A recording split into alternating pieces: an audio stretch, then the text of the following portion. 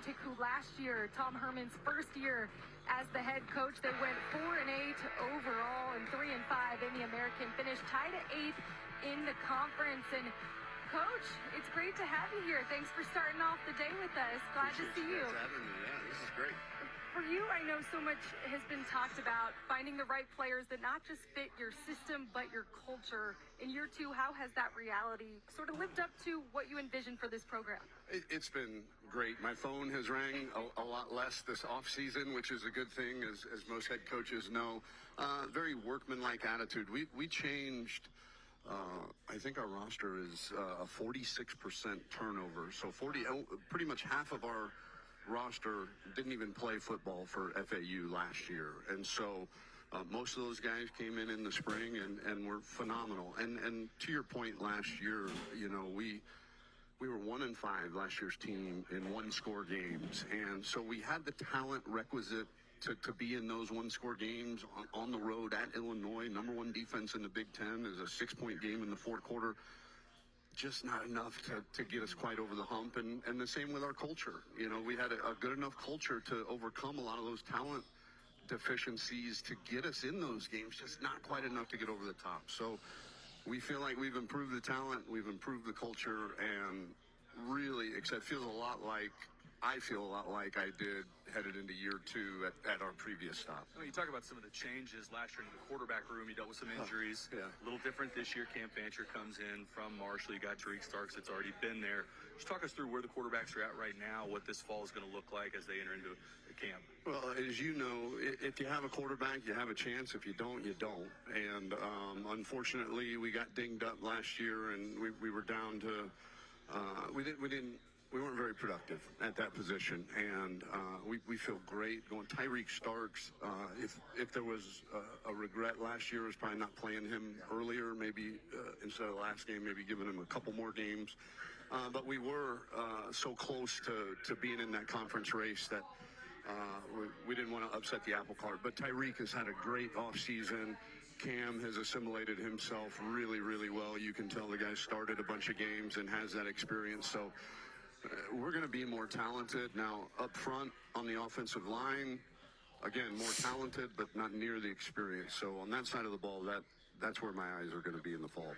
Coach, you talked about roster turnover, but you still bring back a good core defensively. You guys were tough on defense last year. Jackson Ambush comes back, 89 total tackles. So talk about that defensive core that's back. Really, we played good enough defense to not be 4-8, to have a better record than 4-8. I think 7 of our 8 conference opponents we held to under their season average in points and yardage. So long story short, we're going to miss Evan Anderson at nose tackle.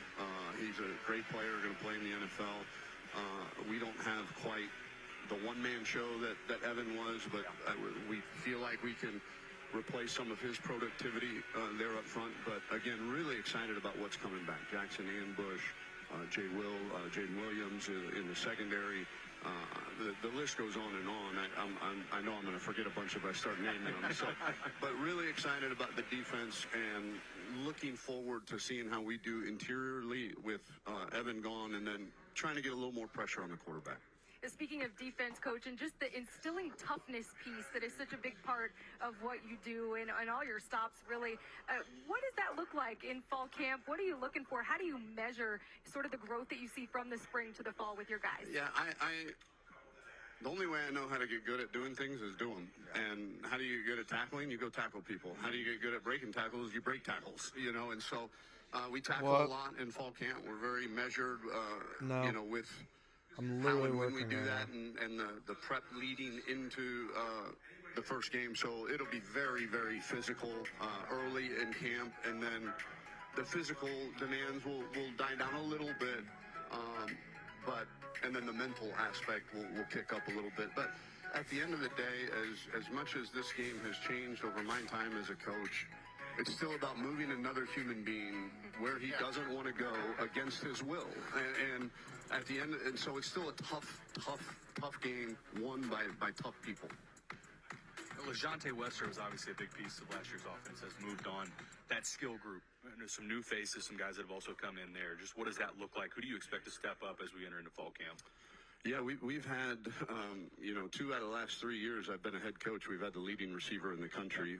You go back to 2019 at Texas, and Devin Duvernay caught over 100-something passes. So losing LeJounte is going to hurt. In terms of that one-man production, again, much like Evan Anderson, he was our offense last year. And we feel like, are we going to replace that with one guy at the H position? Absolutely not. But we feel like the talent is there, the depth is there, that we can spread the ball around a little bit more. Coach, let's talk about your first-year impressions. I'm a Florida guy, so I'm bullish on South Florida and Boca. It's a great city. You have a great stadium. For fans that might be watching that don't really know FAU and what it's about, kind of talk about your first-year impressions and what you've seen down there and what you're building. Well, again, when me and my family decided to get back into college coaching, the job needed to fill two requirements. Family's got to be happy living there. Yeah. And you got to be able to win championships. And my gosh, in the year and a half we've been in Boca Raton, we've fallen in love with it. It is absolutely not just gorgeous in terms of the scenery and the beach and the ocean, but just the people and the atmosphere there. And then FAU, the academic reputation continues to rise. Dorms are exploding across campus. It feels a lot like, to be honest with you being in Orlando, like UCF about 10, 15 years ago. And so if we can keep that momentum, especially that basketball delivered with their Final Four run a year ago, we feel like the sky is the limit. Coach, I'm curious, last year we visited, and you guys had just come out of non-conference, and you had road trips at Clemson where your quarterback gets hurt. You had a road trip against a pretty good Illinois team. This year looks like a much more manageable non-conference. Obviously, you open up in East Lansing, tough opener against Michigan State, but then after that, FIU, UConn, you've got Wagner in there as well. Just the difference in your non-conference between last year to this year. Well, anytime you don't have to go back-to-back weeks on the road to play two Power Four opponents, that's a good thing. We're always going to play one of the big boys, and we relish that. Being the first year, Michigan State, I feel like in all my years, I think every year as a head coach, I'm sure that's not true, but we're facing a new staff week one, which is a challenge unto itself. But you're right in the fact that we don't have two of them.